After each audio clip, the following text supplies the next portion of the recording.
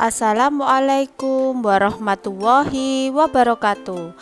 Berjumpa lagi dengan Bu Andar. Kita kali ini akan belajar pendidikan lingkungan hidup mengenai lingkungan sekolah yang indah. Bagaimana kabarnya anak-anak? Alhamdulillah ya. Saya harap semuanya dalam keadaan sehat semuanya dan kita masih tetap semangat belajar daring. Nah, anak-anak, kita akan belajar mengenai lingkungan sekolah yang indah.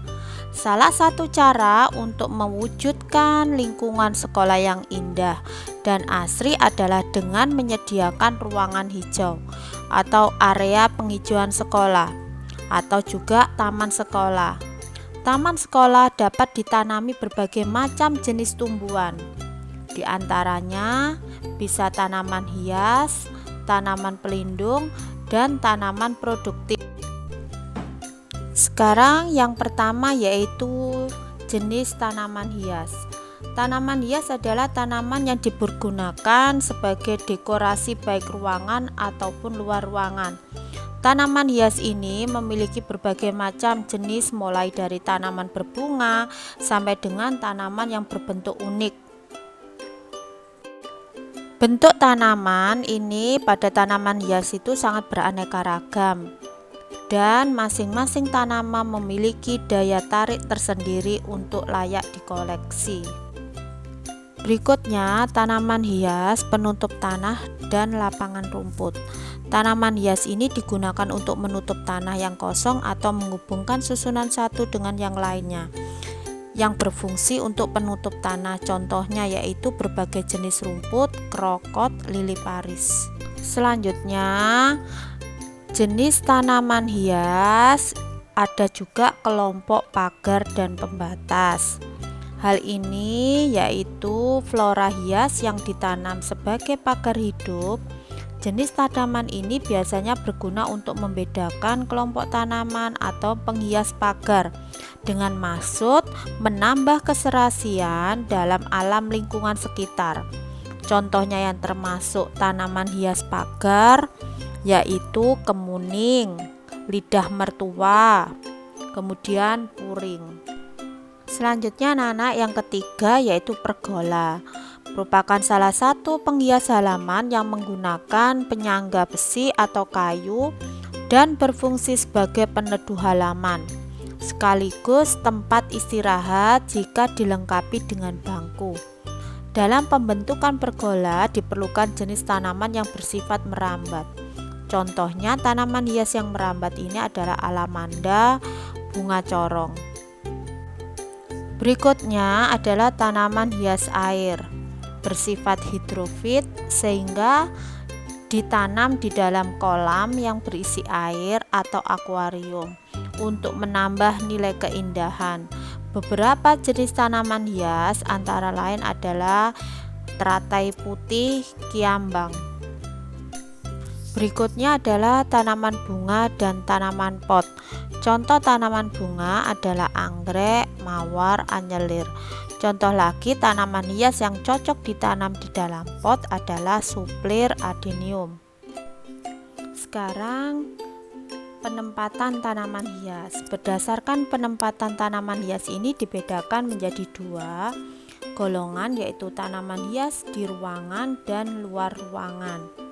Nah, sekarang karakteristik yang harus dimiliki oleh masing-masing golongan tanaman tersebut.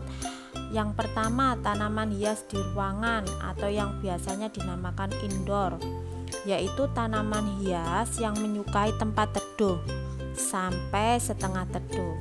Yang termasuk ke dalam golongan tanaman hias ruangan antara lain suplir, kuping gajah, sri rejeki, lidah mertua. Berikutnya yang kedua, penempatan tanaman hias yaitu pada tanaman hias luar ruangan atau outdoor, yaitu tanaman hias yang membutuhkan cahaya matahari penuh.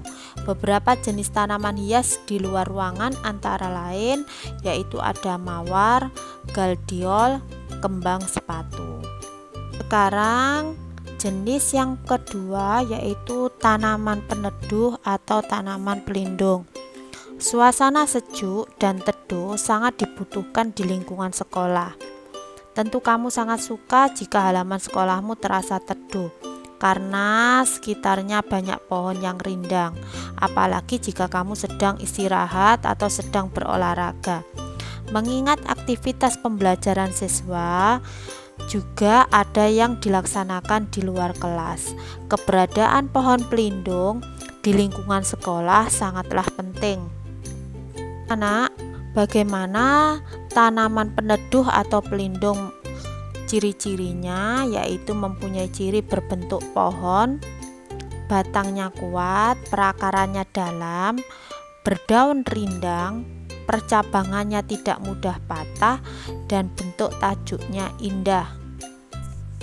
Jenis tanaman yang biasanya dijadikan sebagai tanaman peneduh antara lain ada flamboyan, angsana, kerai payung, dan pohon beringin. Berikutnya adalah tanaman produktif. Penghijauan yang dilakukan di sekolah mempunyai beberapa kegunaan, antara lain yaitu sebagai penghijauan berguna sebagai pengaman, penghijauan berguna sebagai tanam, dan penghijauan berguna sebagai sumber produk.